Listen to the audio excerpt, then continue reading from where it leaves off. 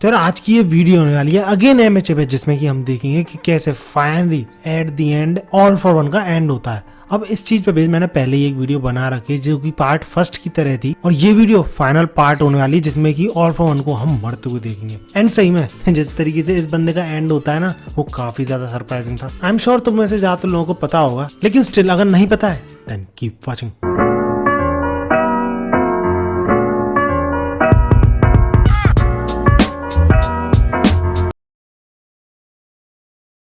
तो जैसे कि हमने एमएचए की पिछली वीडियो में देखा था कि कैसे ऑल फॉर वन अपने प्राइम में पहुंच जाता है, यानी ऐसे से ऐसा दिखने लगता है। एंड ऐसा होने पे वो लिटरली हीरोज के साथ खेल रहा होता है, तो यार सिचुएशन काफी यार बुरी दिखने लग जाती है, होपलेस सी लगने लगती है कि अब क्या होगा इन हीरोज का। लेकिन सही टाइम पे अपना तगड़ा सपोर्ट लेते हुए आ जाते हैं शिकित्सु हाई के स्टूडेंट्स, जो कि वैसे तो ऑल फॉर वन को डायरेक्टली कुछ हार्म नहीं पहुंचा पाते, लेकिन हाँ दूसरे हीरोज को बचाने में, स्टूडेंट्स को बचाने में काफी तगड़ा रोल निभाते हैं। और बैटल फील्ड पे ऐसा होता हुआ देख ऑल फॉर वन वंडर करता है कि वैसे तो तुम दोनों ने सिर्फ मुझ पे अटैक किया था, यानी नंबर 1 और नंबर 2 हीरो, जिससे कि मैं किसी और हीरो की क्वर्क न स्टील कर पाऊं। लेकिन एंडेवर के जाने के बाद हॉक इतना ज्यादा डेस्परेट हो गया है कि वो स्टूडेंट्स को भी फाइट करवा रहा है ऑल फॉर वन से। और ऐसा नहीं है हॉक्स ऐसा करना चाहता था, लेकिन पिछली वीडियो के एंड में जो तुमने सीन देखा कि कैसे ऑल फॉर वन ने पलक झपकते ही एक हीरो को पकड़ के उसकी क्वर्क स्टील कर ली, तो वो चीज देख के हॉक्स समझ गया होगा कि अब ये आर या पार वाली सिचुएशन है। क्योंकि अगर वो ऑल फॉर वन से अकेला लड़ा, वो उस बैटल फील्ड पे जितने भी हीरोज हैं उन सब में से किसी की भी क्वर्क चुरा सकता है। तो इससे बढ़िया तो वो सब मिलके फाइट करे, उसमें ज्यादा चांसेस है उनके जीतने के। और ये सारी चीजें रियलाइज करने के बाद ऑल फॉर वन का यूं समझो अंदर का शैतान बाहर आने लगता है। आई मीन शैतान तो वो पहले से ही था, लेकिन उसकी ऐसी सिचुएशन देख के वो और भी यार डेस्परेट होने लगता है दूसरों को मारने के लिए, उनकी क्वर्क चुराने के लिए। और क्योंकि पहले ऑल फॉर वन की बॉडी बहुत ही ज्यादा कमजोर थी, इसलिए वो ज्यादातर क्वर्क्स का एक साथ यूज नहीं कर सकता था, लेकिन अब कितनी भी क्वर्क्स का एक साथ यूज कर सकता है। और ये चीज हॉक्स जब रियलाइज करता है तो वो समझ जाता है कि सारे हीरोज कितनी बड़ी मुसीबत में। और अगर तुम सोच रहे हो कि एंडेवर कहाँ गया, तो वो डाबी को संभालने में बिजी है। इन दोनों वीडियोस में एक्सप्लेन कर रखा है इफ यू वांट। लेकिन स्टिल यार ये तीनों जिस तरीके का प्रोटेक्शन देते हैं ना ऑल फॉर वन का, वो अटैक भी कुछ नहीं कर पाता। स्पेशली ये बंदा, क्योंकि ये अपनी विंड पावर के through literally all for one को, जो कि अपने प्राइम में है, उसको रोक देता है। यही बहुत बड़ी बात हो जाती है यार। और इसी का फायदा बाकी हीरोज उठाते हैं। उसी विंड केज में जो कि इस बंदे ने बनाया है ऑल फॉर वन के लिए, उसमें अपने अटैक्स को फायर करके, और ऐसा करके सही में ये बंदा ऑल फॉर वन को सोचने पे मजबूर कर देता है कि लगता है इस बंदे की क्वर्क चुरानी पड़ी। टू बी ऑनेस्ट है, मुझे पता था ये बंदा पावरफुल है, लेकिन इतना ज्यादा पावरफुल होगा ये नहीं सोचा था। क्योंकि जब all for one counter attack भी करता है, तब भी ये अपना केज को टूटने नहीं देता, विंड केज जो उसने बनाया। और यही चीज जब हॉक्स नोटिस करता है तो वो मोटिवेट फील करने लगता है। और उसकी मोटिवेशन का रीजन सिर्फ वो सारे बच्चे नहीं थे जो कि अपना 100% दे रहे थे इस फाइट में, एंडेवर भी था। क्योंकि भले ही ऑल माइट की तरह उसके पास वन फॉर ऑल नहीं थी, लेकिन जिस तरीके से एंडेवर ने फाइट की थी ना इस वीडियो में जो एक्सप्लेन की थी मैंने, वो सही में हॉक्स के लिए लेजेंडरी थी। लेकिन वहीं दूसरी तरफ ऑल फॉर वन हंस रहा होता है, क्योंकि उसे पता है ये लोग कितना भी मेहनत मशक्कत कर लें इसके पास आ नहीं सकते। क्योंकि अगर इसके पास आके किसी भी तरीके का अटैक किया इन्होंने, तो उनकी क्वर्क स्टील कर लेगा। और दूर से ये जो हीरोज अटैक कर रहे हैं उनमें इतनी ज्यादा पावर नहीं है जो उसको इतना खास डैमेज पहुंचा सके। सो दैट्स व्हाई कुल मिला के according to all for one यहाँ पे सिर्फ टाइम वेस्ट हो रहा है, जीत किसी की नहीं हो रही। एंड तभी अचानक से ऑल फॉर वन रियलाइज करता है कि उसके पीछे कुछ तो है। और तुम ऑल फॉर वन के एक्सप्रेशन देख के ही समझ सकते हो कि बंदे की फट चुकी है। और ये मॉन्स्टर जैसी दिखने वाली एंटिटी और कोई नहीं, टोकोयामी था, यानी उसका डार्क शैडो था, जो कि इतना बड़ा हो चुका है। And it's all because of his power, क्योंकि ये विंड को कंट्रोल कर सकता है। एंड अल्टीमेटली जो विंड को कंट्रोल कर सकता है, वो बारिश को, क्लाउड्स को भी कंट्रोल कर सकता है। और इन्हीं क्लाउड्स को कंट्रोल करने के चक्कर में ऊपर आ गए ब्लैक क्लाउड्स, जिससे कि रोशनी बिल्कुल छुप चुकी है। और जो आग वहां पे लग रही थी डाबी की वजह से, उसको संभाल रही थी ये बंदी अपनी अर्थ पावर की हेल्प से। एंड दैट्स व्हाई टोकोयामी को अपनी फुल पावर में जाने का मौका मिलता है, और वो एक बहुत बड़ा और तगड़ा पंच जड़ता है ऑल फॉर वन के। अब टू बी ऑनेस्ट यार, मुझे तो यही लगा था कि ऑल फॉर वन फिर से बच जाएगा, जैसे हमेशा वो बचता है, लेकिन नहीं।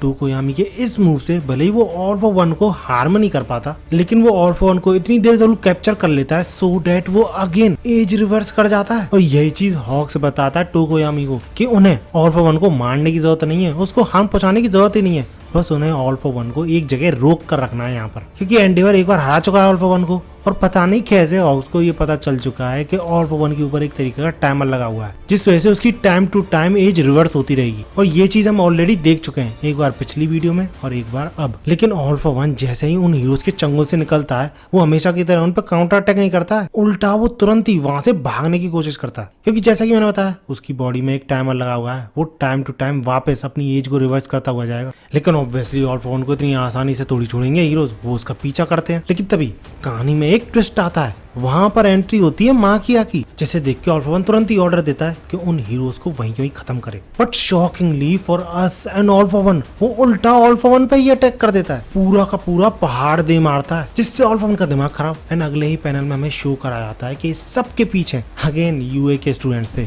जिनमें से मेजर पार्ट था ये सब करने के पीछे शिंसो का, वही माइंड कंट्रोल करने वाला, वही कंट्रोल कर रहा था माकिया को, उसके एक्शंस को। इसी के बाद सीन चेंज होता है और हमें कुछ टाइम पहले की ग्लिम्स दिखाई जाती है, जहाँ पर कि हम देखते हैं कि हीरोज उस कंटेमिनेंट फैसिलिटी को प्रोटेक्ट कर रहे थे जहाँ पर कि माकिया को रखा जा रहा था। लेकिन वहां पे अटैक कर देते विलेंस। ऑब्वियसली यार वन फॉर ऑल की प्लानिंग है। माकिया जैसे इतने बड़े एसेट को थोड़ी छोड़ेगी, तो वो अपने कुछ चमचों को भेजता है माकिया को फ्री करने के लिए, और वो लोग कामयाब भी हो जाते हैं माकिया को फ्री करने में। लेकिन हीरोज समाओ उन सारे विलेंस से निपटते हैं और माकिया को अपने कंट्रोल में ले लेते हैं। अब ऑब्वियसली ये बहुत बड़ा रिस्क था।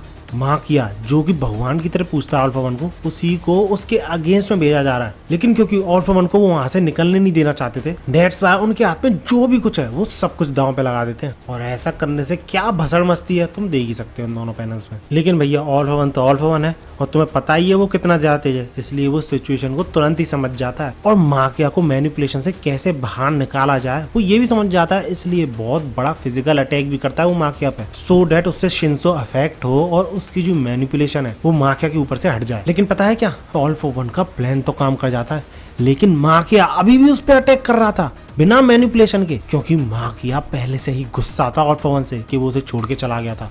इतने टाइम गुजर गया लेकिन फिर भी एक बार भी वो माकिया के पास नहीं आया। तो इसी गुस्से का शिंसो फायदा उठाता है और इसी गुस्से को और भी ज्यादा बढ़ा देता है, सो डेट अगर उसकी मैनिपुलेशन हटती भी है माकिया से तो भी वो ऑल फॉर वन पे ही अटैक करे। और एग्जैक्टली यही होता है, ये तीनों ही एक साथ अटैक करते हैं ऑल फॉर वन पे। लेकिन सिर्फ एक बार नहीं, ये लोग बार बार लगातार अटैक करते हैं ऑल फॉर वन पे। लेकिन ऑल फॉर वन इसी बीच सबसे पहले तो इस बड़ी औरत को पिलता है, उसके बाद माकिया को पिलता है, and at the end dark shadow को भी एक लाइटनिंग के थ्रू डिसअपीयर कर देता है। और उसका निशाना सिर्फ डार्क शैडो नहीं था, बल्कि हॉक्स और टोकोयामी भी थे। लेकिन इन्हीं अटैक्स की वजह से एक बार फिर all for one age reverse कर जाता है, क्योंकि ऑल फॉर वन के थ्रू ही हमें ये पता चलता है कि ये जो रिवाइंडिंग है वैसे तो स्लो होने वाली थी, धीरे धीरे करके वो एज रिवर्स होने वाली थी उसकी, लेकिन इतने बड़े बड़े और खतरनाक अटैक्स की वजह से जो उसको डैमेज पहुंच रहा है, उस डैमेज को हील करने के चक्कर में ये रिवाइंडिंग और भी ज्यादा फास्ट हो गई है। और क्योंकि ऑल फॉर वन को रोकने वाला अब कोई भी नहीं बचा था, तो वो फुल स्पीड में शिगराकी की तरफ बढ़ने लगता है। और सबसे बड़ी प्रॉब्लम वाली बात ये थी कि अगर ऑल फॉर वन एक डेफिनेट रेंज में पहुंच गया ना शिगराकी के, तो अपनी उस रैप क्वर्क का यूज कर सकता है शिगराकी के पास टेलीपोर्ट करने के लिए। और सबको पता है अगर ये दोनों रियूनाइट हो गए तो हीरोज का खेल खत्म। और जो हीरोज का प्लान लीड कर रहा था उसका तुम चेहरा ही देख के समझ सकते हो कि ऐसी सिचुएशन को सोच के ही ये कितना घबरा चुका है। लेकिन ऐसी मुश्किल की घड़ी में फिर से उन सबको बचाने पहुंच जाता है ऑल माइट।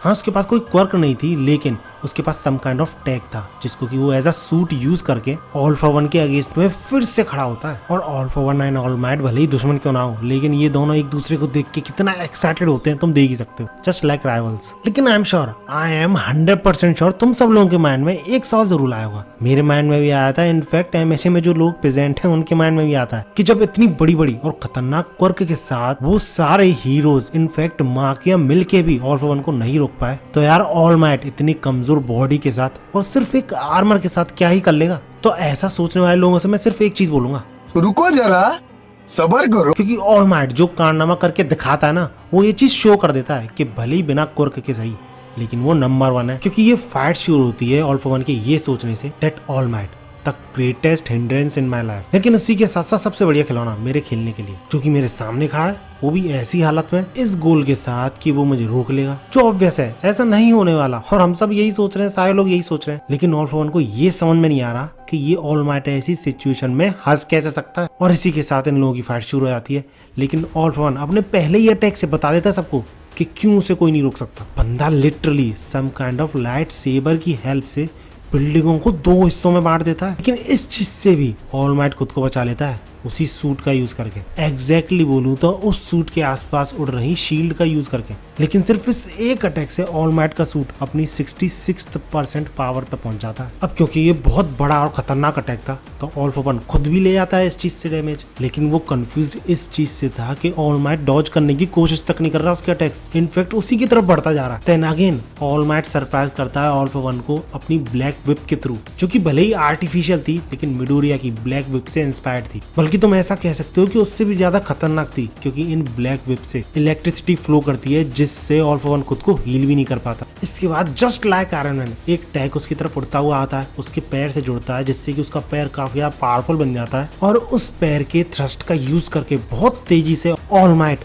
लगातार ऑल फॉर वन पे अटैक किए जा रहा था। तो ये चीज देख के वो बंदा जो कि इस प्लान को एग्जीक्यूट कर रहा था, अरे वही जो कि घबरा रहा था बहुत पहले, वो शॉक हो जाता है कि हाँ भले ही ऑल माइट फाइट कर रहा है लेकिन वो बिना क्वर्क के फाइट कर रहा है सिर्फ एक सूट का यूज करके। बंदे को अपनी आंखों पे विश्वास नहीं होता कि जिस बंदे को इतने सारे हीरोज मिलके नहीं रोक पाए, ऑल माइट सिर्फ एक सूट के साथ उसे रोक रहा है। रोक क्या रहा है, इनफैक्ट उसे तगड़ी टक्कर भी दे रहा है। और तभी हमें रिवील होता है कि ये सूट इस बंदी ने बनाया है। एमएचए की सारी मूवीज देखिए तो तुम्हें पता ही हुआ कौन है ये। अब क्योंकि ऑल माइट भारी पड़ रहा था ऑल फॉर वन पे, तो इसलिए काफी बातें सुनाता भी उसे, मजे लेने लग जाता है उसके कि देखो तो अपने आप को डीमन लॉर्ड बोलने वाला एक क्वर्कलेस बंदे से हार रहा है। लगता है तुम में पहले जैसी बात नहीं रही, अब अपने आप को डीमन लॉर्ड बोलना बंद कर दो। ऐसे ही काफी सारी चीज सुनाता है। एंड ऑल फॉर वन को तो तुम जानते ही हो यार, ये सब सुनने के बाद वो शांत थोड़ी बैठता है, काफी ज्यादा गुस्सा आता है उसे, और वो एक नहीं दो नहीं पूरी की पूरी 6 क्वर्क्स का यूज एक साथ करता है और इतना बड़ा अटैक लॉन्च करता है, और सिर्फ इस एक अटैक से ऑल माइट अपने घुटनों पे। लेकिन यार ऑल माइट का तो प्लान ही यही था, ऑल फॉर वन को ज्यादा से ज्यादा गुस्सा दिलाना है और उसको यहीं पर रोक के रखना है। और इसके बाद तुरंत ही all for one All Might के पास पहुंचता है, मतलब उसका प्लान वर्क करता है, और उससे बोलता है तुम एक कूड़ा हो जिसको कि यूज करके फेंक दिया गया है। ज्यादा हाइपर मत हो जस्ट बिकॉज तुमने 2-3 अटैक्स कर लिए हैं मुझ पे। तुम कितने ही अटैक्स क्यों ना कर लो मुझ पे, एक गार्बेज ही रहता है। एंड वैसे भी मशीन्स का तुम कितना भी अच्छे तरीके से यूज क्यों ना कर लो, एक लिमिट जरूर रहती है उनके ऊपर। लेकिन इसके रिप्लाई में ऑल माइट सिर्फ एक चीज बोलता है, हम दोनों सेम है भाई। और वैसा वो इसलिए बोल रहा है क्योंकि ऑल फॉर वन वो मास्क का जो यूज कर रहा था वो भी तो एक मशीन ही थी ना। और ऐसा कहते हुए ऑल माइट एक तगड़ा पंच जड़ने की कोशिश करता है ऑल फॉर वन पे, लेकिन ऑल फॉर वन उस पंच को सीधा अपने माथे पे ले लेता है, लेकिन उसे जरा सा भी फर्क नहीं पड़ता, यानी इम्पैक्ट जरा सा भी नहीं होता उस गुस्से से। जिसके बाद वो ये बोल देता है कि तुम मुझे रोकने की कोशिश कर रहे हो, तुम्हारे रोकने से मेरा जरा भी टाइम वेस्ट नहीं होने वाला, क्योंकि मेरे पास इतना तो टाइम है ही जिसमें एक कचरा में फेंक सकूं। लेकिन पता है क्या, उसी ट्रैश के लिए एक पूरी की पूरी टैग से भरी हुई गाड़ी थी जिसमें से निकलता है एक इंजेक्शन, और उस इंजेक्शन को पकड़ के all might all for one में पेल देता है। और क्योंकि उस इंजेक्शन में एसिड था जिस वजह से ऑल फॉर वन की रिवाइंड स्पीड जो है वो और भी ज्यादा फास्ट हो जाती, जिस पे ऑल माइट बोलता है अब बता कौन है ट्रैश। और इस तरह इन दोनों की ही फाइट काफी ज्यादा हीट पकड़ने लगती है, क्योंकि ये दोनों ही पूरे शहर में एक दूसरे को इधर से उधर फेंक रहे होते हैं। और हम ये देखते हैं कि ऑल फॉर वन फिर से अपनी एज रिवाइंड कर चुका है, और दूसरी तरफ ऑल माइट बहुत बुरी हालत में होता है, ढंग से खड़ा भी नहीं हुआ जा रहा उससे। लेकिन स्टिल ऑल माइट का पूरा प्लान ढंग से काम कर रहा था। ऑल फॉर वन गुस्से में था, उसके पीछे पड़ा हुआ था, और अपनी ही क्वर्क के अटैक से खुद को डैमेज पहुंचाया जा रहा था। और जैसे कि मैंने बताया, जितना डैमेज पहुंचेगा ऑल फॉर वन को वो उतना ही तेजी से रिवाइंड करेगा। एंड यही प्लान था ऑल माइट का कि वो खुद तो डैमेज पहुंचाएगा ही ऑल फॉर वन को, इनफैक्ट वो उसके ऐसे अटैक लेगा जिससे कि ऑल फॉर वन अगेन अपने ही अटैक से डैमेज ले। ऊपर से एक बहुत ही खतरनाक एसिड भी वो ऑल फॉर वन के अंदर डाल चुका है। तो इन सारी चीजों की हेल्प से ऑल फॉर वन काफी तेजी से रिवाइंड करने वाला है। लेकिन अब क्या, अब तो ऑल माइट खड़ा भी नहीं हो पा रहा था, राइट? फाइट कैसे करेगा वो ऑल माइट से? लेकिन अगेन यार तुम भूल गए सब, ऑल माइट के पास पूरी की पूरी टैग से भरी हुई गाड़ी थी, और उसी में से एक और टैग बाहर निकलता है और ऑल माइट से चिपक जाता है। और इस बार वो टैग था ऑक्टो आर्म्स। और अगर तुम गौर करोगे तो ये सारे आर्म्स किसी न किसी तरीके के क्वर्क को रिप्रेजेंट करते हैं यूए के स्टूडेंट्स के। जैसे कि ये आर्म था शोटो का, फायर रिलीज करेगा शायद ये, और ये आर्म था टेलमैन का जिसकी की पूंछ थी। इसके अलावा एक आर्म था जो कि फ्रॉपी की तरह चिपक सकता था, उसी का यूज करके ऑल माइट भाग भी रहा था। लेकिन तुम्हें पता ही है ऑल फॉर वन कितना तेज है, वो तुरंत ही समझ जाता है कि ऑल माइट क्या प्लान कर रहा है, इसलिए वो डिसाइड करता है कि वो कम से कम एफर्ट के साथ ऑल माइट को मारेगा। और ऐसा होते हुए हम देखते भी हैं, लेकिन स्टिल है तो वो विलेन ही ना, तो ये बात भी उसकी झूठी थी। मौका मिलने पे बंदा पूरी जान लगा देता ऑल माइट को मारने में। और जहाँ ऑल माइट हंस रहा था पहले ऑल फॉर वन पे, अब उल्टा था, all for one All might पे हंस रहा है क्योंकि वो भाग रहा अपनी जान बचा के। और ऑल माइट का पीछा करने के दौरान ऑल फॉर वन किस किस तरीके के क्रीपी फेस बनाता है तुम देख ही सकते हो, क्योंकि ना सिर्फ वो अपने रास्ते की सबसे बड़ी हिंड्रेंस को मारने वाला है, बल्कि ये होता हुआ पूरी दुनिया भी देख रही है। तो इसलिए बंदा ज्यादा ही खुश हो जाता है। लेकिन ऑल माइट भी काउंटर अटैक करता है भैया। हर अटैक के बाद मुंह से खून दे जा रहा था लेकिन हार नहीं मानता। एंड पता है क्या, ऑल माइट तब से इसलिए भाग रहा था जिससे कि वो ऑल फॉर वन को ऐसे ही शिकंजे में फंसा कर उसे पास लाकर वही लाइट कैनन का यूज कर सके जिसका की यूज आयोमा करता है। एंड अब अगर तुम सोच रहे हो कि ये चीज किसने की, तो अगेन वही ऑल फॉर वन की गाड़ी का कमाल था। ये बार बार भूल जाते हो यार तुम। उसी का अटैक हवा में था और सही मौके का इंतजार कर रहा था। और हाँ, ये मत सोचना है कि ऑल माइट ने खुद को सैक्रिफाइस कर दिया, नहीं, वो पहले ही दूर हट गया था। और रही बात ऑल फॉर वन की, तो उसे डैमेज तो पहुंचता है लेकिन स्टिल बंदा सर्वाइव कर जा रहा होता है और निकल रहा होता है उस जगह से। लेकिन ऑल माइट उसे कोई मौका ही नहीं दे रहा होता है। अगेन उस पे एक और अटैक करता है साउंड वेव के साथ। लेकिन इस सारी टग ऑफ वॉर का रिजल्ट ये निकलता है कि ऑल माइट के पैर जो थे वो बिल्कुल चकनाचूर हो चुके थे। आई मीन जो उसका आर्मर था वो बेकार हो चुका था, उनका यूज वो नहीं कर सकता था। और रही बात ऑल फॉर वन की, तो उसे रोकने में काफी देर कामयाब तो हो जाता है ऑल माइट। लेकिन यार था तो वो ऑल फॉर वन ही ना। वो अगेन अपनी रिवाइंडिंग पावर के थ्रू हील कर जाता है, उसकी एज रिवाइंड हो जाती है लेकिन स्टिल वो सर्वाइव कर जाता है। लेकिन ऑल माइट अभी भी नहीं रुक रहा है। बंदा ऐसी स्टेट में भी फाइट करने को पूरी तरीके से तैयार है। एंड तभी वो जो लाइट कैनन वाली मशीन थी वो जवाब दे जाती है। And all for one All might की तरफ बढ़ते हुए बोलता है, मैंने कहा था ना, मशीन्स, टूल्स, ये अपनी लिमिट्स को सरपास नहीं कर सकती। और जब ऐसा लगता है कि ऑल माइट का खेल तो खत्म अब, तो तभी ऑल फॉर वन की बॉडी अचानक से रुक जाती है। और ये कारनामा था हीरो हंटर का। जी हाँ, वो यहाँ पे पहुंच जाता है ऑल माइट की हेल्प करने, क्योंकि कितने भी हीरो से वो नफरत क्यों ना करे लेकिन ऑल माइट उसका फेवरेट तो था ही। वो ऑल फॉर वन का ब्लड चाट लेता है और अपनी क्वर्क के थ्रू उसकी बॉडी को, स्पेसिफिकली बोलूं, उसके मूवमेंट्स को रोक देता है। एंड क्योंकि ऑल फॉर वन अपनी जगह से अब हिल भी नहीं सकता था, तो ये हीरो हंटर इसी चीज का फायदा उठा के उसका गला धड़ से अलग करने की कोशिश करता है। लेकिन अगेन यार ऑल फॉर वन अपनी सम काइंड ऑफ क्वर्क का यूज करता है, अपनी बॉडी को फाड़ता है और फिर से स्क्रैच से अपनी बॉडी को बनाकर उन दोनों को ये एक्सप्लेन करता है कि मुझे पता था तुम किसी ना किसी तरीके का मूव जरूर खेलोगे। यानी ऑल फॉर वन को पहले से पता था कि ये हीरो हंटर ऐसा ही कुछ करेगा, क्योंकि जब ऑल फॉर वन जेल से आजाद हुआ था तो काफी सारे प्रिजनर्स को उसने आजाद किया था और उन सबको मिशन दिए थे। लेकिन इस बंदे ने कोई भी बात नहीं मानी थी ऑल फॉर वन की, इनफैक्ट दिखाई नहीं था ऑल फॉर वन को। That's why all for one समझ गया था कि इसके माइंड में कुछ ना कुछ तो चल रहा है उसके अगेंस्ट में। एंड हेंस बंदे ने पहले से एक क्वर्क रिजर्व करके रख रखी थी इस हीरो हंटर की क्वर्क को नलिफाई करने के लिए। और पता है, इस क्वर्क के थ्रू ऑल फॉर वन अपना ब्लड टाइप ही चेंज कर सकता है। और जब हीरो हंटर फिर से ऑल फॉर वन के ब्लड को चाटने की कोशिश करता है, अगेन अपनी क्वर्क का यूज करने की कोशिश करता है, तो ऑल फॉर वन उसे पकड़ता है और बहुत दूर फेंक देता है। और इतनी तेज फेंकता है लिटरली काफी सारी बिल्डिंग्स को पार जाके करता है। और क्योंकि ऑल फॉर वन की नजर में काफी खतरनाक क्वर्क है ये, एटलीस्ट उसके लिए, तो वो उसकी क्वर्क चुराने का भी डिसाइड करता है। और क्योंकि हीरो हंटर की अब हालत ऐसी नहीं बची थी जिससे कि वो ऑल फॉर वन को रोक सके, तो ऑल फॉर वन फाइनली एक मुक्का जड़ता है उसमें और दूसरे हाथ से उसकी क्वर्क चुरा लेता। और दूसरी तरफ से जो ऑल माइट आ रहा था स्टीन को बचाने की कोशिश कर रहा था, यानी वही हीरो हंटर को, तो उस पे भी ऑल फॉर वन अटैक करके उसको भी ठिकाने लगाने की कोशिश करता है। लेकिन कुछ शील्ड्स रह गई थी, ऑल फॉर वन के पिछले अटैक से बच गई थी और वो इस बार ऑल माइट को बचाती हैं ऑल फॉर वन के अटैक से। लेकिन वो अटैक ही इतना ज्यादा पावरफुल था कि ऑल माइट के शील्ड होने के बावजूद उसकी, तुम ऐसा कह सकते हो, अधमरी हालत हो जाती है। ऑर्गन्स, रिब्स, पैर सारे डैमेज हो चुके होते हैं। और अब ऑल फॉर वन का निशाना था शिगराकी, जो कि काफी ज्यादा पास था। अब क्योंकि इतनी पास होने की वजह से ऑल फॉर वन अपनी ग्रुप रैप का यूज करने की कोशिश करता है शिगराकी के पास जाने की और अपने आप को पूरी तरीके से उसके अंदर ट्रांसफर करने की। तो तभी शिगराकी खुद ऐसा होने से रोक देता है, ये बोलते हुए, मास्टर डोंट बट इन। और इस चीज की एक्सप्लेनेशन ये थी according to all for one कि शिगराकी ने उसका जो अदर हाफ है, जो शिगराकी के अंदर है, उसकी कॉन्शियसनेस पे टेक ओवर कर लिया है, उसको स्वेलो कर लिया है। इतना ज्यादा हेट कलेक्ट हो गई है शिगराकी के अंदर कि ऑल फॉर वन की हेट इस पूरे वर्ल्ड के लिए कुछ भी नहीं। And that's why all for one के पास कोई और चारा नहीं बचता खुद शिगराकी के पास जाने के अलावा। तो वो डिसाइड करता है कि वो ऑल माइट को लटकाते हुए, उसको पूरी तरह बेइज्जत करते हुए पूरी दुनिया के सामने एक बहुत ही घिनौने तरीके से उसके स्टूडेंट के सामने ही उसे मारेगा। एंड ऑब्वियसली यार मिडोरिया जब अपने मास्टर को, ऑल माइट को ऐसी हालत में देखता है तो कमजोर पड़ने लगता है। इनफैक्ट ना चाहते हुए भी उसकी आंखों से आंसू निकलने लगते हैं। लेकिन अपने इन इमोशंस को कंट्रोल करते हुए वो ऑल माइट से चिल्लाते हुए बोलता है, तुम अपने ड्रीम को मत छोड़ो, क्योंकि मैं अपने ड्रीम को बिल्कुल भी नहीं छोड़ना चाहता।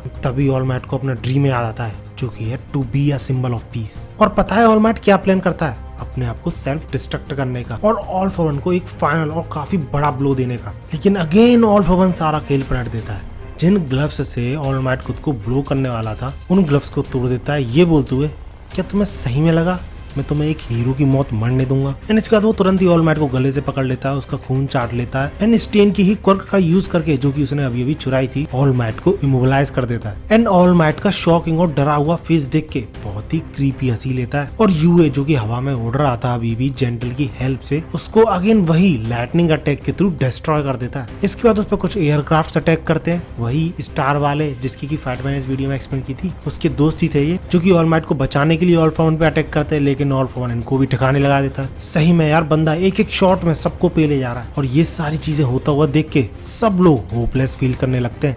इनफैक्ट मिडोरिया के अंदर भी होपलेसनेस आने लगती है। लेकिन तभी एक अलग सी ही हवा चलती है और जो चीज कोई और रियलाइज नहीं कर पाता वो मिडोरिया करता है कि बाकुगो अपने पैरों पे खड़ा हो चुका है। और सही में यार ये दोनों बंदे आंखों में ये प्लान कर लेते हैं कि ऑल माइट को कैसे बचाना है, मानो एक दूसरे की मन की बात पढ़ रहे हो। शिगराकी अलग ही शौक में होता है बाकुगो को जिंदा देख के। जैसे ही बाकुगो डेकू के पास आता है तो डेकू उसको घुमा के प्रोपेल करके गियर शिफ्ट की पावर लगा के, फोर्स लगा के, यूं समझ लो एक एयर जेट की तरह बाकुगो को फेंकता है। अब वैसे तो शिगराकी को लग रहा था कि बाकुगो वहां तक पहुंच ही नहीं पाएगा और ऑल माइट का जो कि पीस लेके आया था इस पूरे वर्ल्ड में, उसका खेल खत्म होने वाला है। तो उसको बाकुगो गलत प्रूफ कर देता है, अपनी स्पीड और भी ज्यादा बढ़ा के और ऑल माइट को ऑल फॉर वन के हाथों से बचा के। और बाकुगो का यही कारनामा पूरी दुनिया में जितने लोग देख रहे थे उसे, उन सब लोगों को शॉक कर देता है और साथ ही साथ होप भी जगा देता है सबके अंदर कि हाँ जीता जा सकता है। इसके बाद हम देखते हैं एज शॉट को, जिसने की बाकुगो को मरने से बचाया है और वो सब कैसे हुआ वो हम अगली वीडियो में देखेंगे, यानी एमएच की जो फाइनल वीडियो होगी उसमें देखें। लेकिन फिलहाल के लिए तो मैं एक्सप्लेन करूंगा तो बाकुगो की इतनी बुरी हालत है कि वो जिंदा जरूर है, लेकिन थोड़ा सा भी हिलने से उसे काफी ज्यादा दर्द होगा। एंड इसके बाद ऑल माइट बाकुगो का अपना लास्ट अटैक जो कि बचा हुआ है अब वो देता है। इस तरह हम बाकुगो को पहली बार हंसते हुए देखते हैं, वो भी नॉर्मल स्माइल। और रही बात ऑल फॉर वन की, तो उसे पता है कि उसे जल्दी से जल्दी शिगराकी के पास जाना चाहिए और अपने आप को पूरी तरह ट्रांसफर करना चाहिए उसके अंदर। आई मीन उसकी जो क्वर्क है, दूसरे की क्वर्क छीनने वाली, वो ट्रांसफर करेगा तो उसे पता है कि शिगराकी की बॉडी पे उसका कंट्रोल आ जाएगा और टॉप प्रायोरिटी पे उसका यही होना चाहिए। लेकिन स्टिल उसे एक तो गुस्सा आ रही है और ऊपर से उसे ये समझ में नहीं आ रहा है कि सब कुछ उसके संग उल्टा क्यों हो रहा है। जैसे उसके साथ हमेशा फेवर में होता है सब कुछ, वैसा क्यों नहीं हो रहा। बार बार इतनी सारी अड़चनें क्यों आ रही है उसके रास्ते में। और इतने में बाकुगो उसके पास पहुंच जाता है ये बोलते हुए, तो भैया मैं हूँ तुम्हारा फाइनल बॉस। लेकिन अभी भी ऑल फॉर वन इसी शौक में है कि मेरे फेवर में चलनी चाहिए विंड। ये हो क्या रहा है आखिर, सब कुछ उल्टा सीधा क्यों हो रहा है। और इसी के साथ बाकुगो एक तगड़ा ब्लास्ट कर देता है ऑल फॉर वन। अब बाकुगो के इस अटैक से ऑल फॉर वन को इतना तो समझ में आता है कि बाकुगो इतना पावरफुल भी नहीं है, उसे आराम से वो कभी भी मार सकता है, लेकिन उसके पास जरा सा भी टाइम नहीं बचा था। तो इसलिए वो सारी चीजें इग्नोर करते हुए शिगराकी की तरफ बढ़ने लगता है सुपरसोनिक स्पीड के साथ। लेकिन surprising for us and all for one also, बाकुगो उसकी स्पीड को भी कैच अप कर लेता है, सिर्फ अपने छोटे छोटे ब्लास्ट का यूज करके। सही में बाकुगो इतना ज्यादा फास्ट था कि वो खुद की स्पीड को ही कंट्रोल नहीं कर पा रहा था,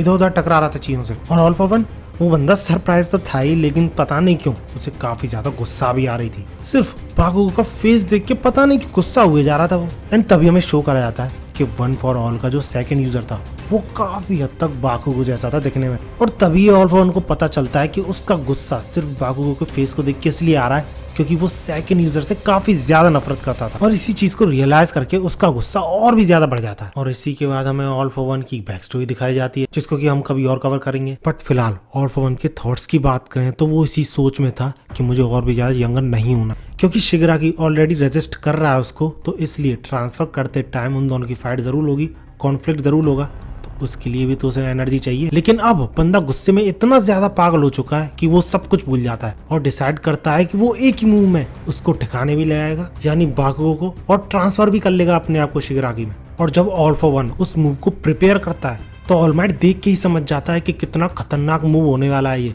और इस मूव के साथ वो सब कुछ एंड करने वाला है। तो इसलिए वो डॉज करने की भी बोलता है बाकुगो से। लेकिन बाकुगो की अलग ही सोच थी, उसके अकॉर्डिंग इस मूव के साथ उसका एंड हो जाएगा।